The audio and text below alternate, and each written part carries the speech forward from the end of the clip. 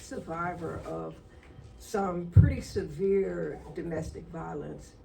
I'll share this much. I was a student at Wright State, majoring in fine arts. Came home one day and my husband met me at the door with a letter and he handed it to me. I read it and it said I had made the dean's list. I didn't know what the dean's list was. I wasn't working toward the dean's list. I was having fun going to school. And I looked up with a smile on my face.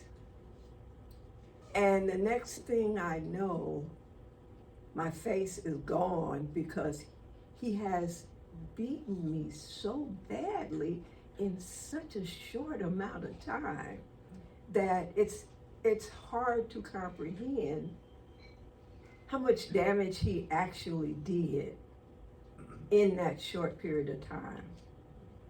I got away. I ended up in a shelter, and they put me in a sunshine yellow room. Everything in the room was yellow. The bedspreads, the sheets, the walls, the dressers, everything was yellow. And I looked around and I knew that I was going to be okay. But I also knew that I was alone and I had no idea how I was going to help myself from that point on. I could not, even down to this very day, find therapy that would serve me. One day I used paratransit for moving around. Paratransit pulled up in the parking lot and I asked the driver, would you please bring me some brochures from this facility? And he did. And I went to my medical case manager and gave them to her and said, would you see if I qualify for this since I'm having such a hard time finding therapy? And I did. Now, when I came February of 24, I was aware that I was carrying fear of making art. I was afraid that if I really got back into making my art, it would be destroyed again, because I had no way of protecting it.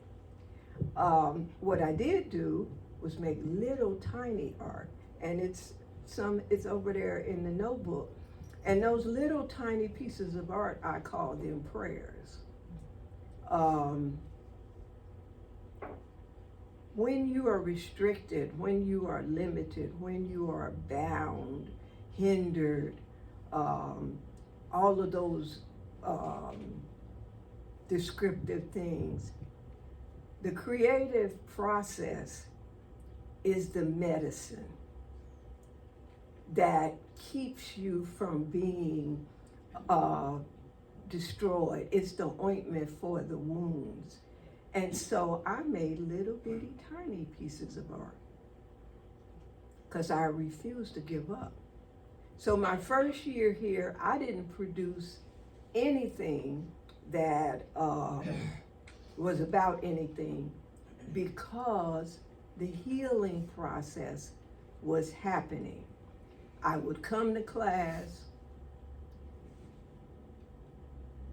The love, the acceptance, the respect, the breaking the rules about who's friends with who, all of that happens here. I watch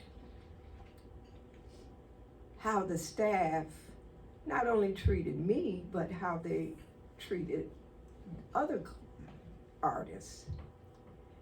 And I saw them come to the rescue, comfort, encourage, support, uplift, listen to. Whatever that artist client needed, they gave it to them. And they gave it to him with sincerity and joy. And I just watched and said, okay, these people are for real. What I'm saying is what you all have provided is for a depth of healing, not just stuff on the surface, but a depth of healing. And I said there was one more, but there's actually two. We got an assignment to do a self-portrait. And the only medium we could use was these oil pastels. And I obeyed the classes because I understood that there was something in it for me to learn, whether it was something I wanted to do or not.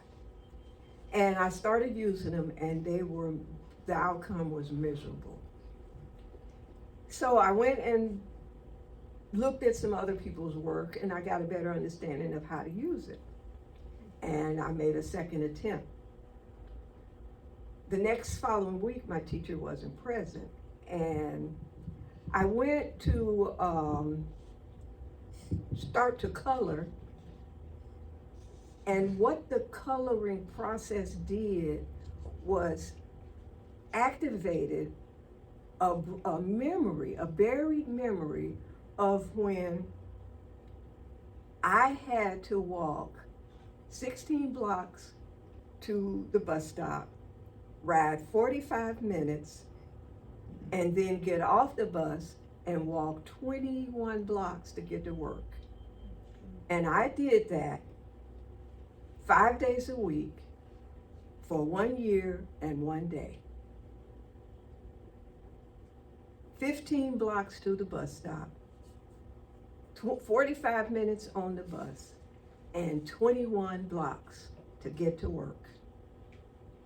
And the emotion that came up was, I'm not doing this hard thing anymore. I'm not going to do this hard thing anymore. I'm too old to do this kind of hard thing. And I picked up my scissors and began to cut the butterfly wings I had made. And the moment that I cut the wings, it was as though the chemicals that had collected in my body, the gases from those chemicals went, and that pressure, that hidden toxicity released itself. And now I'm going to complete the assignment, but I won't complete it with this.